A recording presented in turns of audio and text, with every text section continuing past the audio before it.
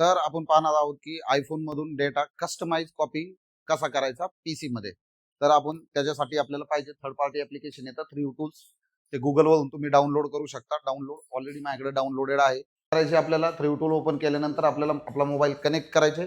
Connect केल्यानंतर first time जर तुम्ही कनेक्ट करत असाल तर त्याच्यावरती ट्रस्ट म्हणून असा ऑप्शन येतो. जर सेकंड टाइम तुम्ही कनेक्ट करत असाल तर डायरेक्टली कनेक्ट होऊन जातो. ठीक आहे. तर मग कनेक्ट केल्यानंतर सेम असा पॉपअप वरती येईल. त्याच्यानंतर आपल्याला कस्टमाइज फोटो किंवा व्हिडिओज जे पण आहेत ते आपल्याला कॉपी जर करायचे असतील तर आपण त्या ऑप्शनवरती क्लिक करायचे. फोटोवरती क्लिक केल्यानंतर आपल्याला असा इंटरफेस दिसतो. आपल्याला जसं की व्हिडिओ किंवा कॅमेरा रोल जर आपण कॉपी केला तर कॅमेरा रोलमध्ये पूर्णपणे व्हिडिओ आणि फोटोज हे कॉपी होतात. तर मग त्यासाठी आपल्याला काय करायचे, सिलेक्ट केला आपण फोल्डर, त्याच्यानंतर एक्सपोर्ट करायचे. एक्सपोर्ट केल्यानंतर आपल्याला ज्या फोल्डरमध्ये आपल्याला ठेवायचे त्या फोल्डरमध्ये आपण घेऊ शकतो. इथं डी लिहिलं आहे. तर आपल्याला अदरवाईज दुसऱ्या कुठल्याही ऑप्शनमध्ये जायचे तर तिथं करायचं मेक अ न्यू फोल्डर.